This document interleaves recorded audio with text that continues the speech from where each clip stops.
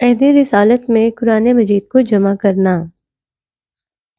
نبی صلی اللہ علیہ وآلہ وسلم کے عہد میں سب سے پہلے قرآن مجید کو حفظ کر کے سینوں میں جمع کیا گیا، اور سب سے پہلے یہ نبی صلی اللہ علیہ وآلہ وسلم کے سینہ میں محفوظ اور جمع ہوا۔ قرآن مجید میں ہے لا تحرک بہ لسانک لتعجل بہ انا علینا جمعہ وقرآنہ فَإِذَا قَرَأْنَاهُ فَاتَّبِعْ قُرْآنَهُ ثُمَّ إِنَّ عَلَيْنَا بَيَانَهُ۔ ترجمہ: آپ جلدی جلدی زبان کو حرکت نہ دیں،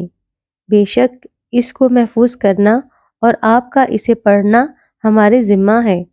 تو جب ہم اس کو پڑھ چکے تو پھر آپ اس پڑھے ہوئے کو پڑھیں، پھر بے شک اس کا بیان ہمارے ذمہ ہے۔ نبی صلی اللہ علیہ وآلہ وسلم ہر رمضان میں حضرت جبرائیل علیہ السلام کے ساتھ قرآن کا دورہ کیا کرتے تھے، اور جس سال آپ کا وصال ہوا آپ نے 2 مرتبہ جبرائیل علیہ السلام کے ساتھ قرآن کا دورہ کیا۔ امام بخاری روایت کرتے ہیں، حضرت سیدنا فاطمہ الزہرا رضی اللہ تعالی عنہ بیان کرتی ہیں کہ نبی صلی اللہ علیہ وآلہ وسلم نے سرگوشی کرتے ہوئے مجھے فرمایا، جبرائیل ہر سال مجھ سے قرآن مجید کا دورہ کرتے ہیں، اور اس سال انہوں نے مجھ سے 2 مرتبہ دورہ کیا ہے، اور مجھے یہ یقین ہے کہ اب میرا وقت آ گیا ہے۔ حضرت ابن عباس رضی اللہ تعالی عنہ بیان کرتے ہیں کہ رسول اللہ صلی اللہ علیہ وآلہ وسلم سب لوگوں سے زیادہ جواد تھے، اور آپ کی جود و سخا رمضان کے مہینے میں بہت زیادہ ہوتی تھی، کیونکہ حضرت جبرائیل علیہ السلام ماہ رمضان کی ہر رات میں آپ سے ملاقات کرتے تھے، حتیٰ کہ ماہ رمضان پورا ہو جاتا۔ رسول اللہ صلی اللہ علیہ وآلہ وسلم ان سے قرآن کریم کا دورہ کرتے تھے، اور جب جبرائیل آپ سے ملاقات کرتے تو آپ بارش برسانے والی ہواؤں سے بھی زیادہ خیر کی سخاوت فرماتے تھے۔ نبی صلی اللہ علیہ وآلہ وسلم سے سن کر صحابہ کرام قرآن مجید کو یاد کرتے تھے۔ امام بخاری روایت کرتے ہیں، ابراہیم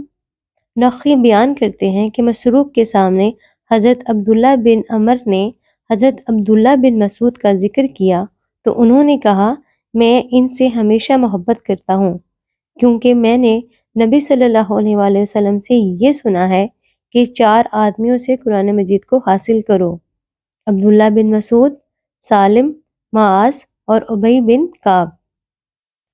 صحیح بخاری میں ہے، شقیق بن سلمہ بیان کرتے ہیں کہ حضرت عبداللہ بن مسعود رضی اللہ تعالی عنہ نے ہمیں خطبہ دیا اور کہا، باخدا میں نے رسول اللہ صلی اللہ علیہ وآلہ وسلم کے دہن مبارک سے سن کر 70 سے زیادہ صورتیں یاد کی ہیں، اور نبی صلی اللہ علیہ وآلہ وسلم کے اصحاب کو علم ہے کہ مجھے کتاب اللہ کا سب سے زیادہ علم ہے، حالانکہ میں ان سب سے افضل نہیں ہوں۔ صحیح بخاری میں ہے، مسروق بیان کرتے ہیں کہ حضرت عبداللہ بن مسعود رضی اللہ تعالی عنہ نے کہا کہ خدا کی قسم جس کے سوا کوئی عبادت کا مستحق نہیں، کتاب اللہ کی جو سورت بھی نازل ہوتی تھی مجھے اس کے متعلق علم ہوتا تھا کہ یہ سورت کہاں نازل ہوئی ہے، اور کتاب اللہ کی جو آیت بھی نازل ہوتی تھی مجھے اس کے متعلق علم ہوتا تھا کہ یہ کس کے متعلق نازل ہوئی ہے، اور اگر مجھے یہ علم ہوتا کہ کوئی شخص مجھ سے زیادہ کتاب اللہ کا علم رکھتا ہے اور اونٹ پر سفر کر کے اس تک پہنچا جا سکتا ہے تو میں سفر کر کے اس کے پاس جاتا۔ قتادہ بیان کرتے ہیں کہ میں نے حضرت انس بن مالک رضی اللہ تعالی عنہ سے سوال کیا کہ نبی صلی اللہ علیہ وآلہ وسلم کے عہد میں کس نے قرآن جمع کیا تھا؟ انہوں نے کہا 4 صحابہ نے، اور وہ سب انصار میں سے ہیں، حضرت ابی بن کعب، حضرت معاذ بن جبل، حضرت زید بن ثابت اور حضرت ابو زید رضی اللہ تعالی عنہم۔ علامہ نیشا پوری لکھتے ہیں کہ رسول اللہ صلی اللہ علیہ وآلہ وسلم کے عہد میں قرآن جمع کر لیا گیا تھا، کیونکہ جب بھی کوئی آیت نازل ہوتی تو رسول اللہ صلی اللہ علیہ وآلہ وسلم کاتب قرآن کو یہ حکم دیتے کہ اس آیت کو فلاں صورت میں فلاں جگہ لکھ دو، اور جب بھی کوئی صورت نازل ہوتی تو رسول اللہ صلی اللہ علیہ وآلہ وسلم کاتب کو یہ حکم دیتے کہ اس کو فلاں صورت کے بعد لکھو۔ ڈاکٹر وہبہ زحیلی لکھتے ہیں کہ نبی صلی اللہ علیہ وآلہ وسلم سے سن کر صحابہ کرام قرآن مجید لکھ لیتے تھے، اور مشہور یہ ہے کہ 25 صحابہ کاتب وحی تھے، اور تحقیق یہ ہے کہ وہ 60 صحابہ تھے۔ ان میں زیادہ مشہور خلفائے اربعہ حضرت ابی بن کعب، حضرت زید بن ثابت، حضرت معاویہ بن ابی سفیان، حضرت یزید بن ابی سفیان، حضرت مغیرہ بن شعبہ، حضرت زبیر بن عوام، حضرت خالد بن ولید زیادہ مشہور ہیں۔ پھر حضرت علامہ ذہیلی نے ابو عبیدہ کے حوالے سے ان حفاظ صحابہ کا ذکر کیا ہے جو زیادہ مشہور تھے: حضرت عثمان، حضرت علی، حضرت ابی بن کعب،